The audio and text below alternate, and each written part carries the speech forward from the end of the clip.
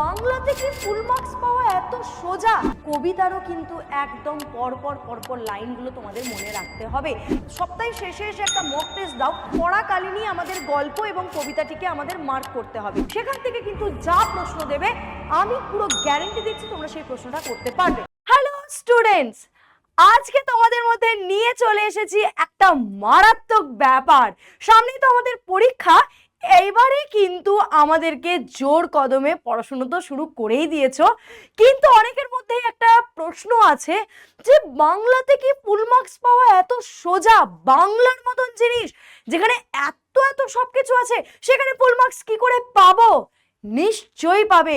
বাংলায় তোমাদের 40-এর মধ্যে 35 পাওয়া বা 35-এর আপ পাওয়া কোনো ব্যাপার নয়। তার জন্য করতে হবে কিছু ট্রিক্স, পড়তে হবে এমন ভাবে, এমন কৌশলে যেখানে কিন্তু তোমরা 35 to 38 তো অনায়াসে পেয়ে যাবে। তো আজকে কিন্তু নিয়ে চলে এসেছি সেই ভিডিও, সেই কৌশলগুলো আমরা দেখে নেব যে কোথা থেকে আমরা কিভাবে পড়লে, কতটা পড়লে, কিভাবে প্র্যাকটিস করলে আমাদের কাছে 35 পাওয়া, ইভেন 39 পাওয়াও কোনো চাপের নয়।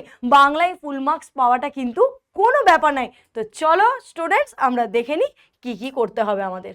দেখো, প্রথমেই যেটা করতে হবে, ফুল মার্কস পেতে গেলে আমাদেরকে কিন্তু প্রথমেই যেটা করতে হবে সেটা হচ্ছে সিলেবাসটা কিন্তু আমাদেরকে আগে মাথায় রাখতে হবে। সিলেবাস আমরা আগে মাথায় রাখবো যে আমাদের পুরো সিলেবাসটা কি আছে, কি কি পড়তে হবে, কতটা পড়তে হবে, কতটা গল্প, কতগুলো কবিতা, সাহিত্যের ইতিহাসের কতটা পার্ট আছে, ভাষার কতটা পার্ট আছে, আমাদেরকে কিন্তু সেগুলো আগে দেখতে হবে।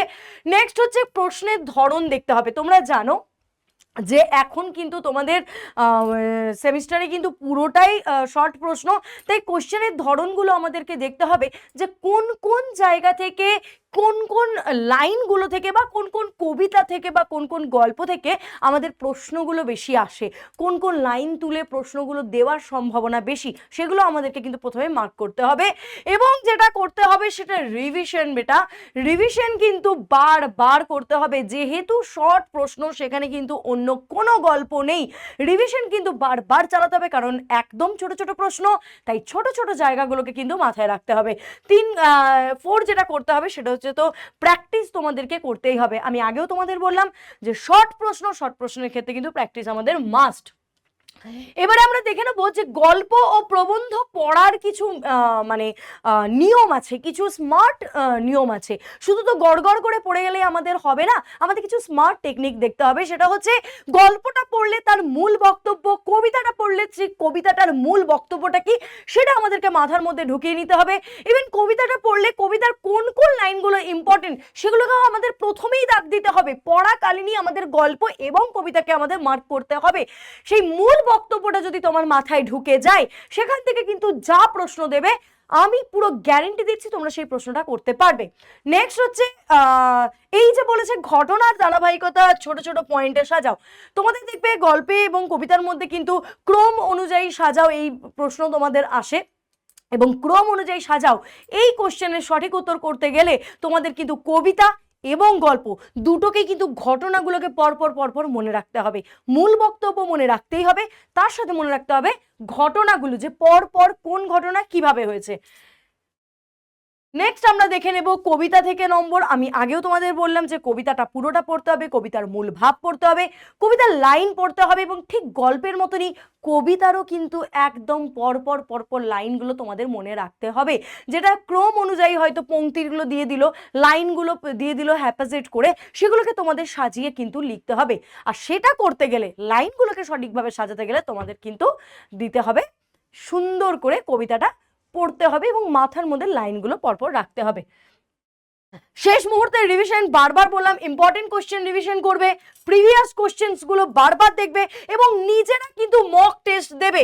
আর যেগুলো ভুল হচ্ছে সেগুলো রিভিশন, অর্থাৎ বারবার করে পুরোটা সপ্তাহে যা পড়ছো সেটাকে যদি বারবার মানে সপ্তাহে শেষে এসে একটা মক টেস্ট দাও, সেখান থেকে তোমরা দেখে নিতে পারবে যে কোন কোন টপিকগুলো থেকে, কোন কোন চ্যাপ্টারগুলো থেকে তোমাদের প্রচন্ড মানে ভুল হচ্ছে বা ভুলের সম্ভাবনাটা বেশি। সেই যে চ্যাপ্টারগুলো সেগুলোকে ধরে আবার তোমরা রিভিশন করবে। নেক্সট হচ্ছে এক্সাম হলে। হ্যাঁ, এক্সাম হলে তো আমাদের সময়টা খুব কম, তার মধ্যে আমাদের 40 মার্কসের দেখে মনে হচ্ছে যে 40 মার্কস তো খুব সহজ না বাবা, একদম সহজ নয় বেটা। তার জন্য কিন্তু আমাদেরকে টাইমটা ভাগ করতে হবে। যেগুলো আমরা একদম পারবো, একদম যেগুলো আমাদের 100% আমরা শিওর থাকবো, সেগুলোকে আগে অ্যাটেম্প করবে, এবং সেগুলোকে অ্যাটেন্ড করার পর যেগুলো নিয়ে একটু কনফিউশন সেগুলো নিয়ে ভাববে এবং সেগুলো নিয়ে করবে।